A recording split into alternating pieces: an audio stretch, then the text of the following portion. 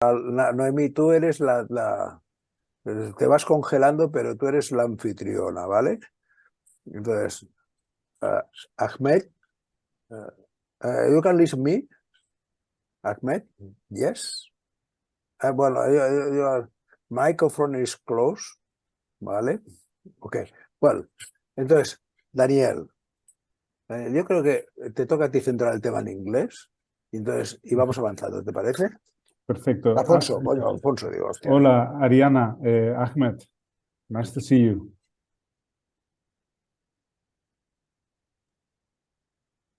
Ahmed, I think you're muted.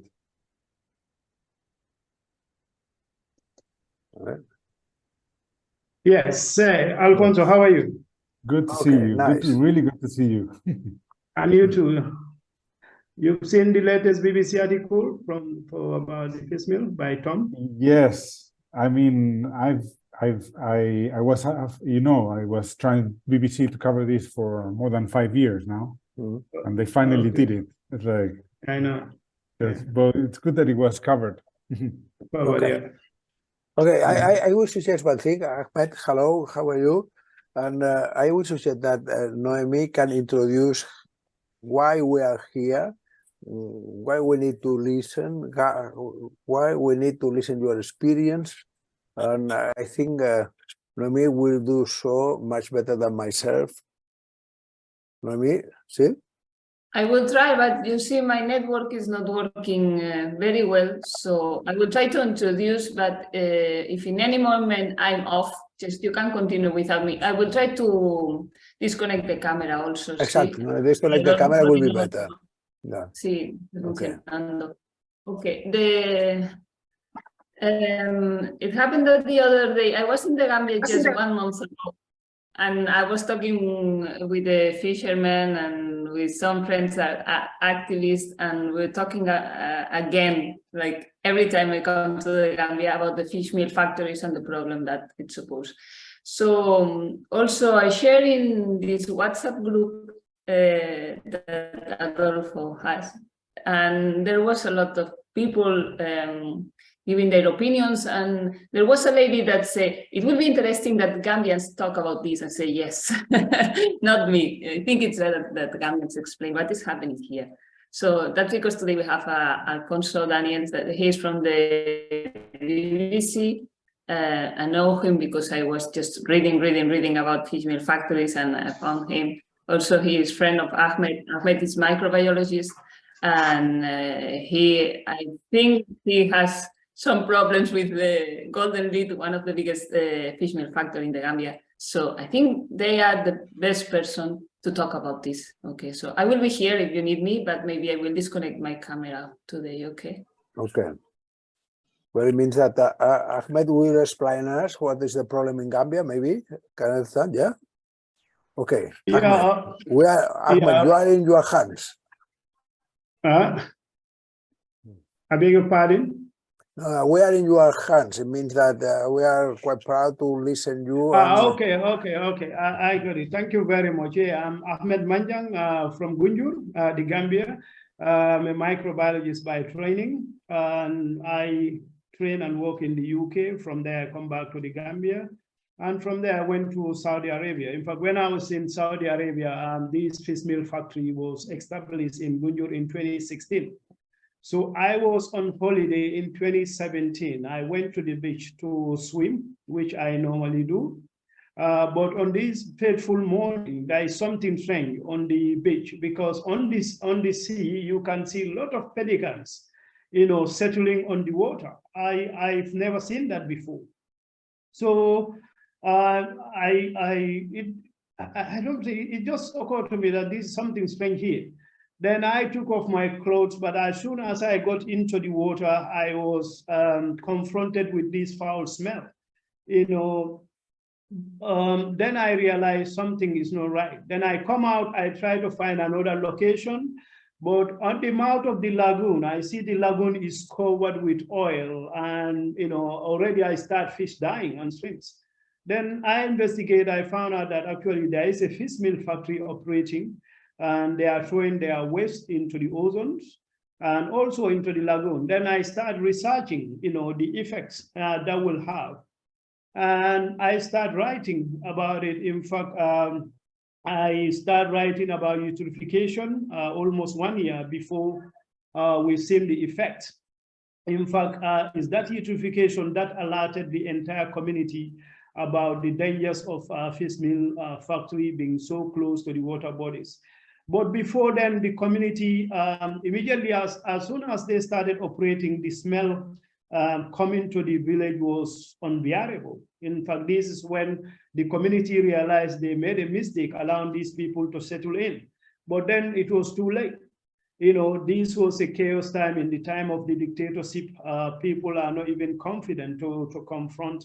But we started working, we started documenting some of the environmental issues we are observing even before the eutrophication was seen. And we start alerting government bodies, and they also start taking notice.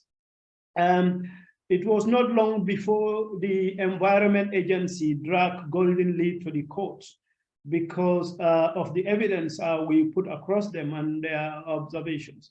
But it was shocking to learn that actually the government entered into out-of-court settlement with the fishmeal factory, that is to pay $25,000 US, and also to respect the Gambia environmental laws. But then we later discover actually there was no agreement at all. This court order was vetoed to stop by the then Vice President, Dr. Aissatou Touré. And we later discovered that Dr. Aissatou Touré is a first cousin to Alaji Conte. This Alaji Conte guy is the guy who brings the Chinese fishmeal factory to Gunjur. Alaji is widely respected in Gunjur. He's from Gunjur and he's very, very generous. And because of that, people are very, very loyal to him.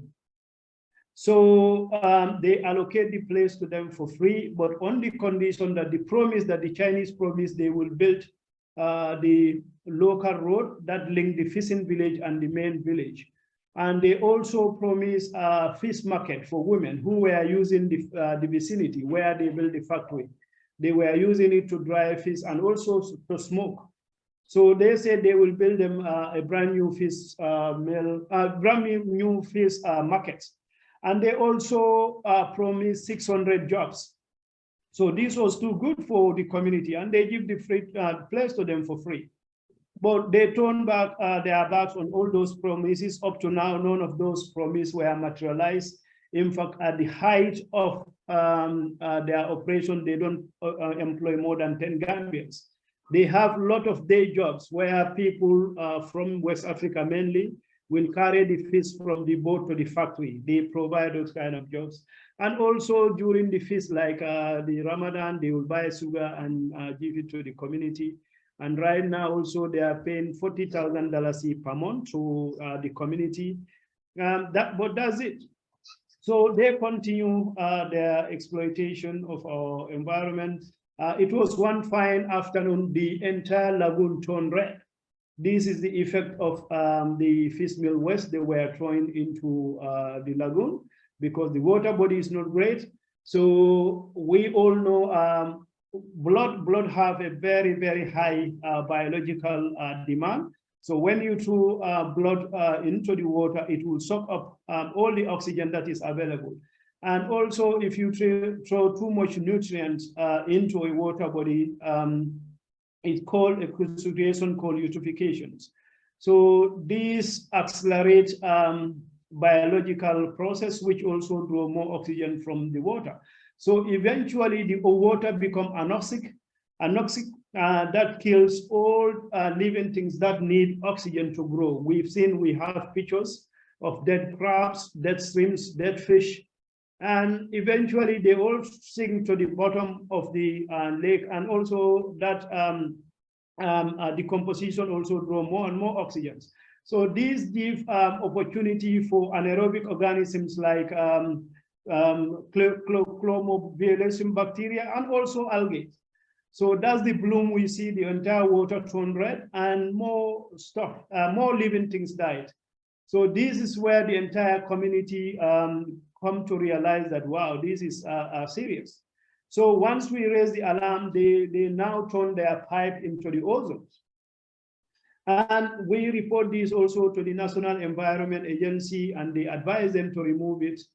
And they said they remove it, but our monitors also, even they found out that this pipe was actually not removed. Instead, it was dug deeper into the ground, into the ozones. And once we realized that, we decided now we're going to take matters into our own hands. I was not in the Gambia at the time, but I was coordinating everything.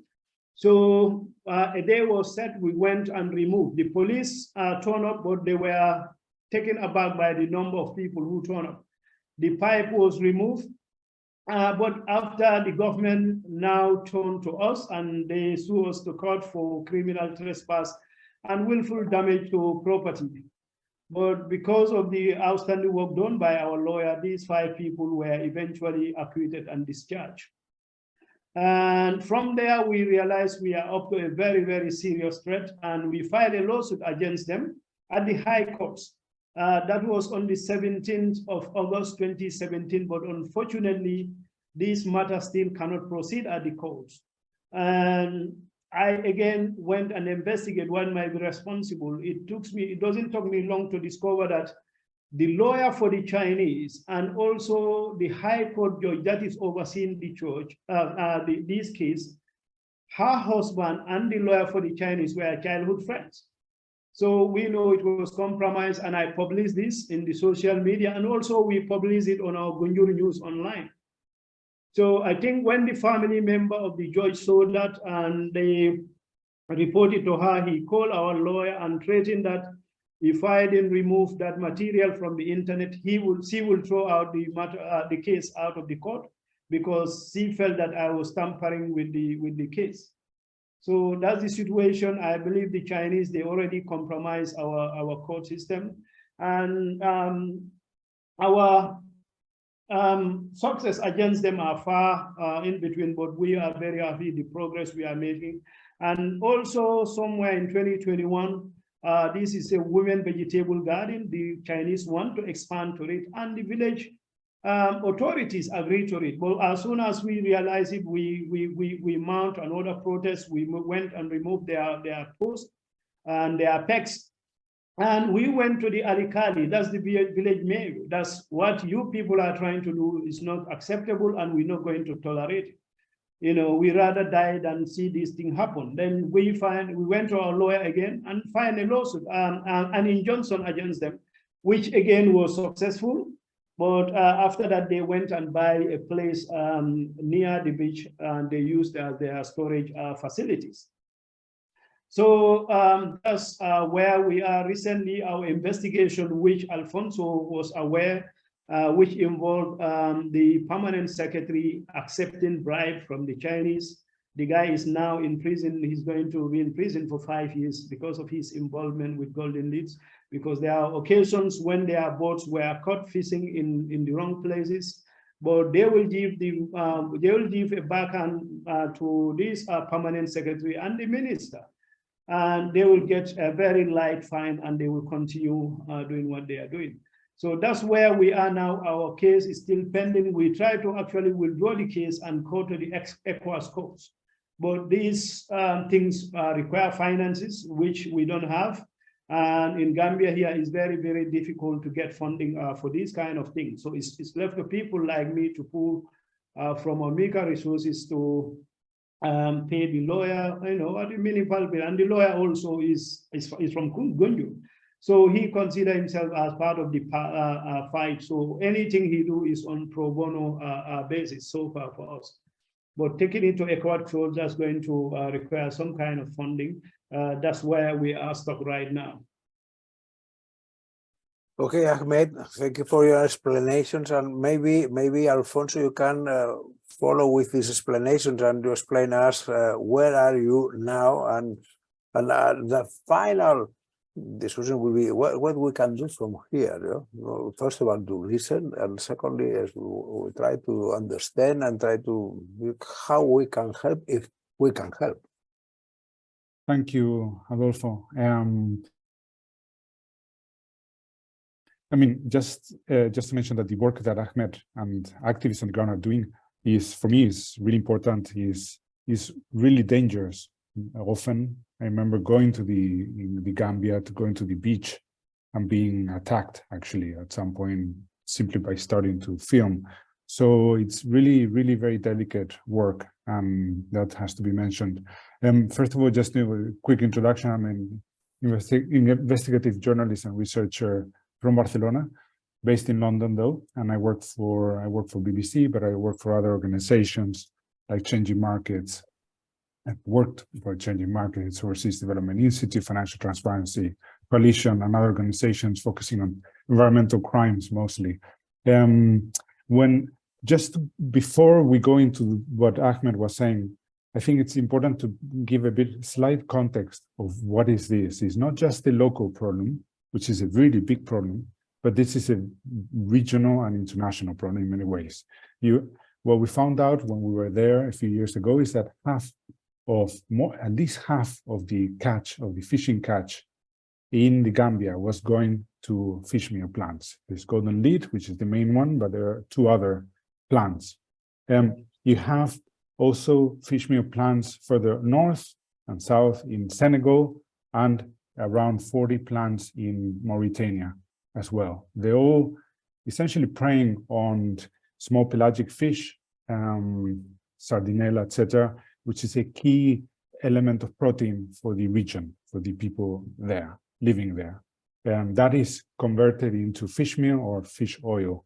So 5 kilos of fish meal is equivalent of 5 kilos of fish will generate 1 kilo approximately of fish meal. It's a massive industry, and that's putting at risk the food security of the whole region, and that is feeding corruption, as Ahmed was saying, feeding lack of governance, and it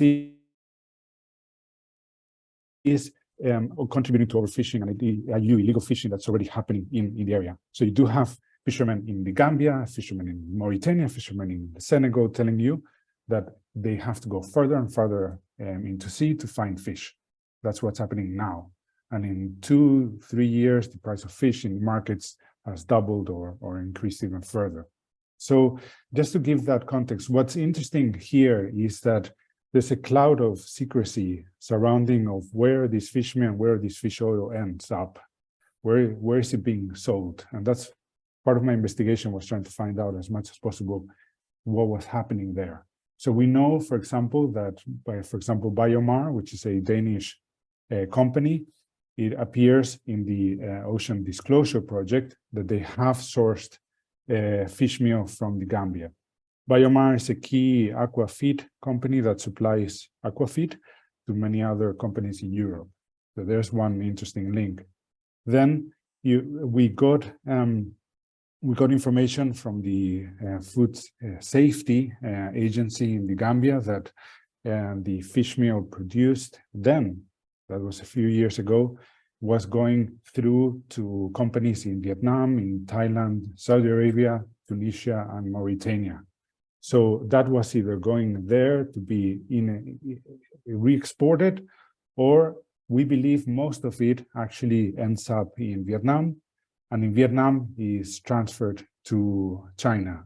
That's relevant because that's actually, at least until recently, that's illegal, because you couldn't export fish meal to China from the Gambia.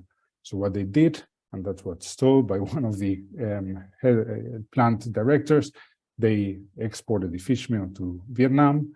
There they repackaged the fish meal, and it then was sent on to China to essentially feed other fish.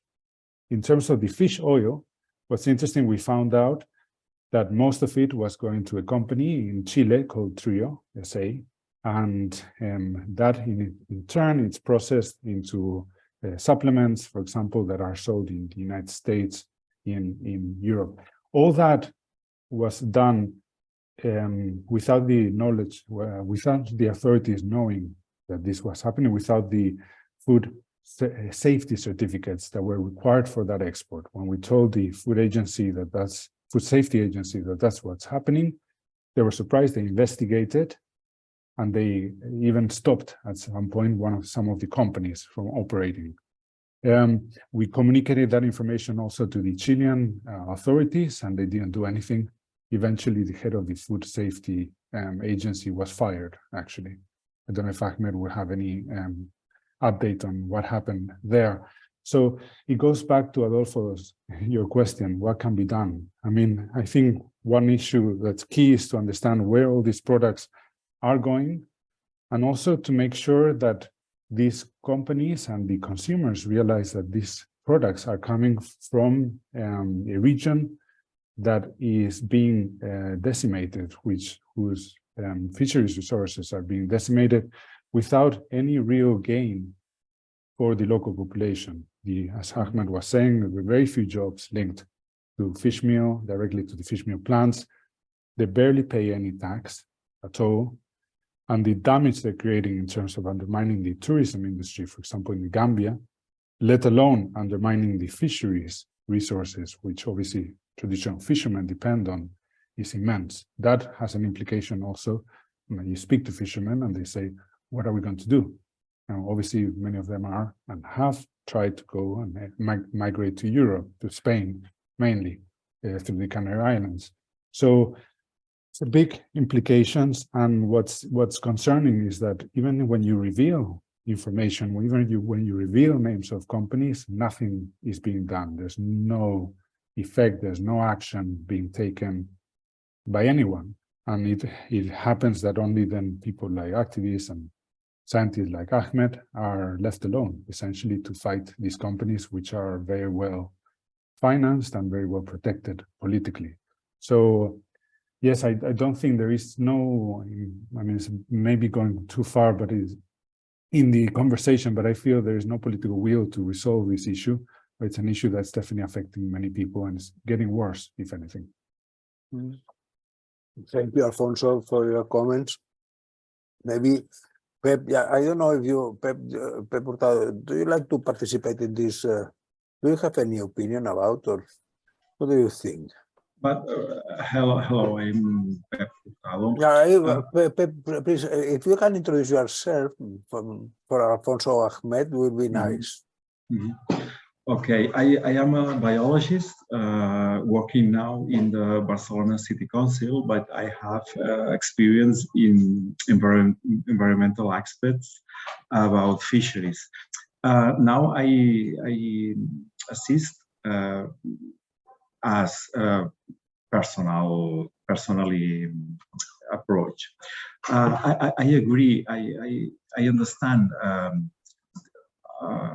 your approach, your exposition, but it's a political issue, international political issue that is not afforded by bilateral relationships with governments, because it will be afforded in global context, about United Nations context, about relation, not enough European law or European framework it's able to afford this situation, because political and international laws are United Nations responsibility, and Spain with cooperation and aid agency can develop projects to contribute the progress on African countries. But for me, it's a big problem that it's necessary to solve in global strategic parliaments like the United Nations. It is not other other place to debate. Mm-hmm. Thank you, thank you, Pep. And Noemí, I don't know if you like to add something, or Ariana. Do you like to add something to these comments? Ariana, now is your turn. Hello, everyone. I'm Ariana Bucci. I'm a doctor in marine biologist, and I used to work as a consultant, also dealing with some fishery and IUU, illegal, unregulated, unreported fisheries projects. So first of all, my support and my congratulations to Ahmed, because what he's doing is very difficult and also dangerous, as pointed out. So all my support from here. And the situation is really impactful because it's not only the direct impact of overfishing that produces a lack of fish for the local communities, but also the environmental impacts of the plants, the transformation plants, with the eutrophication and so on. So thank you for pointing out both aspects. What was saying Pep is more or less true. I mean, it is true that we need the United Nations to act, but from the European community, when they are talking about blue economy all the time, it's a bit hypocritical, of course, because we're talking about blue economy, blue growth, etc. And at the same time, we are permitting these kind of things. And there are laws that would permit, at least complicate this kind of trade for those companies that are not doing it in the correct way. I mean, as for fisheries, of course, there are a lot of lobbies and interests. And Spain is not a good example of this because of international investigations that have been carried out in the past, where some company owners of fishing boats get fined, but they continue with the illegal activity. And well, yeah, they just receive a little fine, but they continue with that. But there are the legal instruments from the European framework to at least complicate this kind of unregulated trades. For example, also in the clothes industry, from the European frame, they're restricting, for example, the permits of different companies that are trading from, I mean, the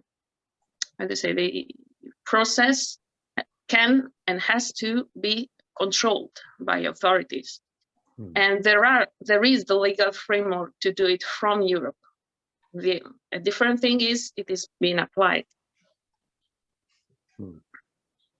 Okay, Ariana, thank you for your call. And now, Noemí, are you there? Noemí, are you connected now? Sí, I am here. Yeah, well, you know, I think it's your turn, but before to give you the turn, I would like to say something. You know, I can understand that the laws are really they are working slowly. You know, and Ahmed in his country is not protected by the laws, and when the laws decide to start and to, I think Ahmed will be quite old, and the problem will be out of order, you know. And the question is, how from this small group, Desayunos Itinerantes, we can help in any way more than just speak. You know, I see how Noemí is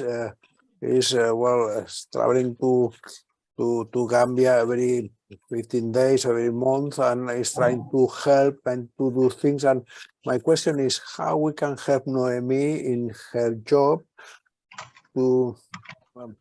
I can understand this is completely impossible to solve the problem, but I think the small steps maybe can help to the solve or to put in. It's quite difficult to explain for me, no? But I believe in people. I believe in the small steps. I believe that maybe when the law don't arrive to solve the problem, maybe the small helps, the small people can put in the brain of the people how it's doing. You know, I don't know. Maybe help me a little bit. Yeah, can I comment? Sure. Yeah, in this side of EU, EU is a very, very important economic partner to the Gambia. If you can engage your EU parliamentarians, to take, start discussing these issues in their parliament, I think to directly engage. EU have a representative in the Gambia here, which is very, very important economically to the Gambia. If they can raise these issues with the Gambia government, because Gambians are hungry. We are a hungry nation. These fish, the Fishmeal factories are using is what almost everybody can afford in the Gambia before. But now is so out of reach of so many people, they are resorting to this chicken, which is highly subsidized from the EU, on their diets. And these have health implications because they're normally too fat, and also we know they are fed on hormones and also antibiotics.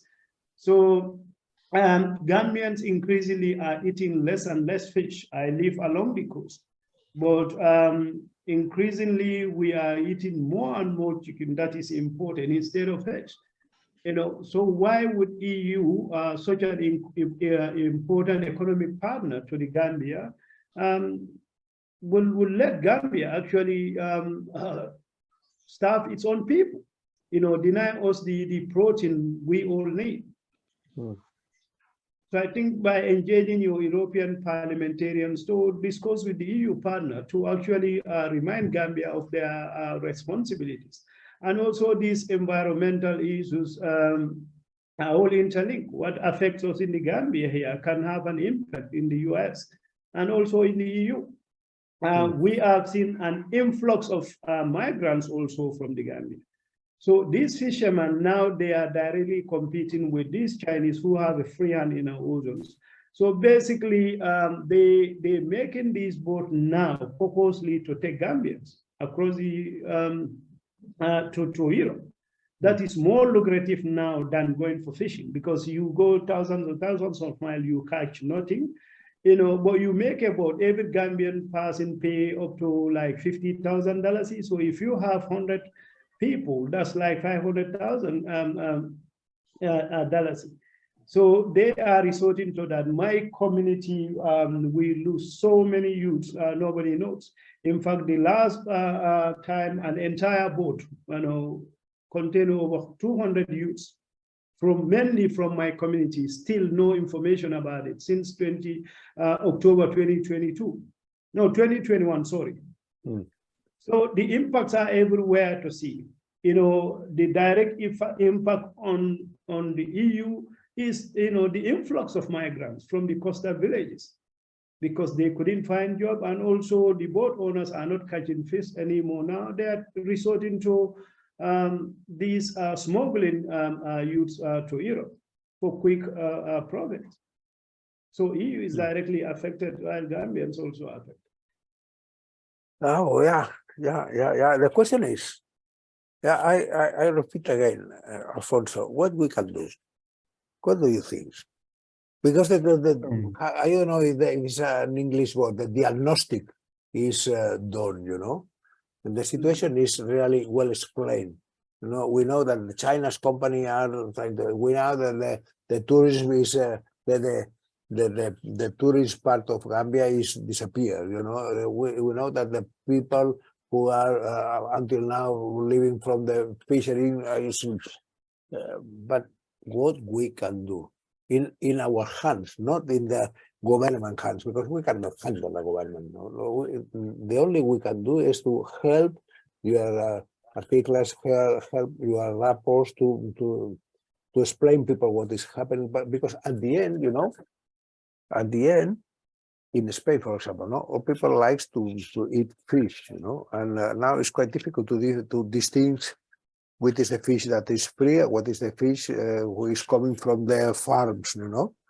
But there are a lot of farms in Spain, and maybe a lot of these farms are buying the material from the Chinese company, you know. And what we can suggest to the Catalan people, say, hey, don't buy this, don't. Maybe it's I don't know, Afonso. You need to help us, you know. Well, I think if the group that you have is connected to people who are in the fisheries ministry, for example, in Spain is a key player, as you know, obviously in the EU, and through that influence Parliament, European Parliament, as Ahmed was saying, that could be very important. I mean, the issue of the EU is that it, unlike other countries like China, Russia, where the agreements really are secret, fisheries agreements are secret, the EU has public fisheries agreements with different countries. However, those agreements are individual with individual countries, but we're talking about the same fish. It's the same fish that's migrating up and down the coast. So there is no sense of you need to do an agreement, reach an agreement that is sustainable, and then analyze what you can reach with each country. So the EU should be consequent with what they're saying. They cannot be reaching agreements without a proper support for research on what's the amount of fish that's available, how much fish could be sustainably caught, etc., etc. So they're part of the problem, even though they're more transparent than other countries. Also, there's the issue of transparency. I mean, they need to demand their companies, where do they get the fish meal from? For example, I mentioned Biomar, Danish company, but a key company also is, for example, Olvea from France. What you have is the European companies, there's several layers between the final buyer and the fish. There are several layers in between. And that's partly done on purpose to hide the connection between the European company and where the fish is coming from. Uh-huh. And that's very difficult to penetrate. And that's the EU should demand transparency over the whole supply chain. And then demand that fish, say, from areas like the Gambia should not be, fishmeal from there should not be imported. So there are things that can be done, and through your group, you should pressure, if possible, the Spanish government and the MEPs, parliamentarians in Brussels to tackle this issue. There's also the issue of beneficial ownership, transparency of these plants. We know very little about who owns them. There is talk that one of these plants in Senegal is owned by Spanish, but that's a bit of rumor. I don't know if Ahmed has any more information about that. So there should be also a demand that any company that exports to Europe should be open about where it sources its fish and who are the owners of those companies. And through all that information, then in parallel, there can be pressure from, say, through supermarket chains, contacting supermarket chains. Look, this product that you are selling is truly unsustainable. So, but we lack the information to know where things are coming from. So, I mean, I don't know if it's too long an answer or not clear an answer, but there are many things that can be done, right? It's a step-by-step thing. I'm definitely pressuring the Spanish government would be, for me, the first step. No, maybe I am thinking maybe that we can do as a group, we can do a certain type of letter, or certain type of manifesto, or a report who can make like a synthesis of all these projects and make a recommendation, you know. And we are in contact with the local government, and maybe we can praise the local government. So I can understand that this is a really a very small step, but we can say that the life is made by small steps completely, you know. And I don't know, maybe Alfonso, you can help us to write some type of letter or that we can move in our in our group or in our country, or we can try to move even faster, you know, well, faster. Yeah. I don't know. I think, Adolfo, more than a letter is really just in person. I think you through your contacts to talk to them this problem, and this is what should be done. And how is it that nothing is being done about this? Are you aware of this problem? And talking to European parliamentarians, Spanish European parliamentarians, and try to raise this issue in Europe. I mean, it goes broader than this. No, it goes on the issue of, again, is beneficial ownership transparency of fleets where they operate, demand that agreements are not secret. For example, what we know is in Mauritania, contacts of mine are saying that the fishmeal plants are getting a lot of their source from Turkish vessels. Yeah. And so, I mean, there are a lot of angles. I don't know, Ahmed, I don't know if you have any information about who owns any of these plants, fishmeal plants also in Senegal or Mauritania.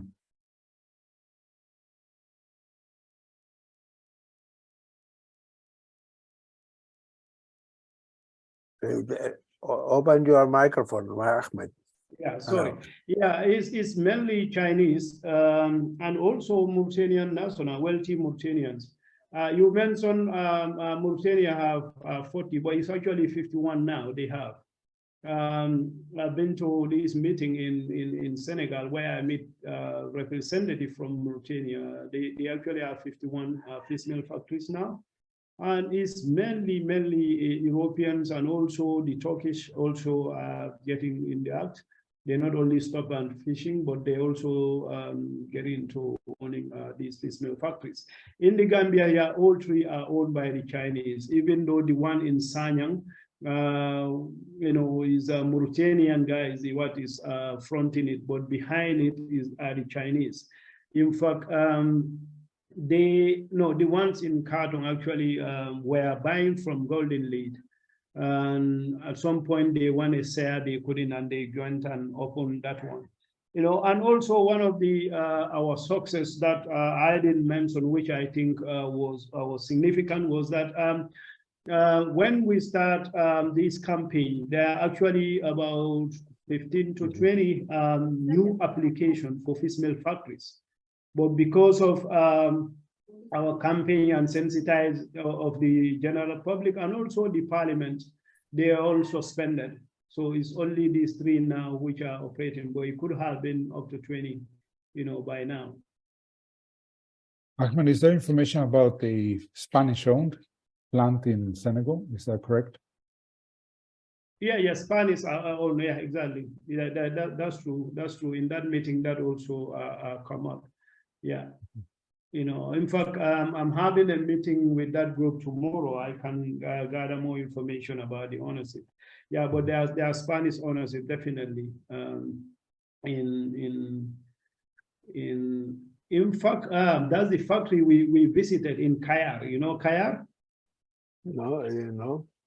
Kayar is a major fishing center in Senegal, which I visited. That one is Spanish ownership, and in fact, they were been taken to court in Senegal, but they win to continue to operate.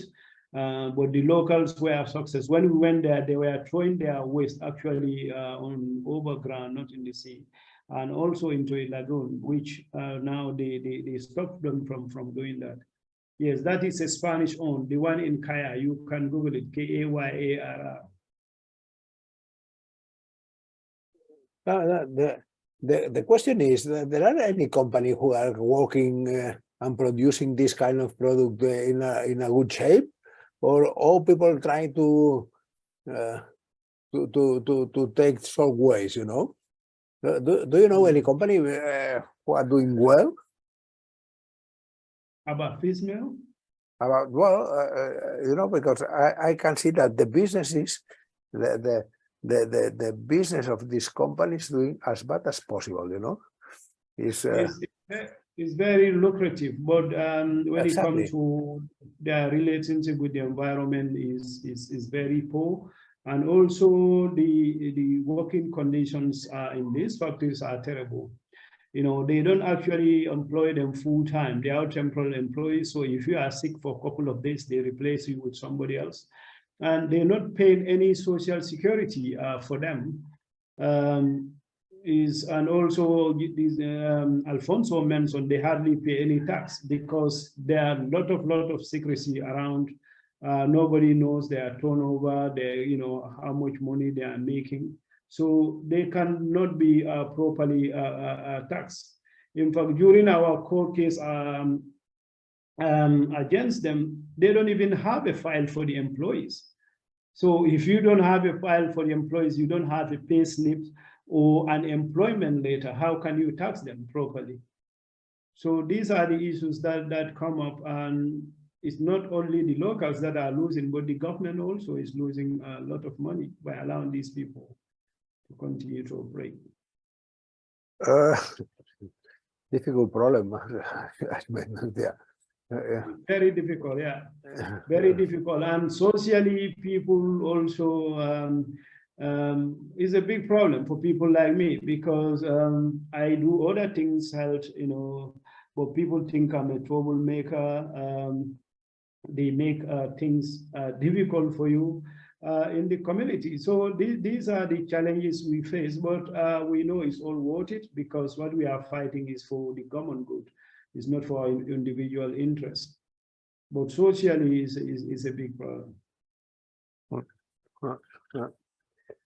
I don't know if we're here for 1 hour, you know, and I don't know what could be the conclusion of this this small meeting. You know, I hope that this was the first of some other meetings, and we can. But I cannot think about what could be the conclusion. Could be the deberes. I don't know how to say in English. You know, how are the objectives we can take from now? What we can do. No? Alfonso, or Pep, no sé, or Pep, Pep, if you like to speak in Spanish, Alfonso will translate to have met, but he will apply, we would like to do something, you know, I don't know exactly. I agree that European Union has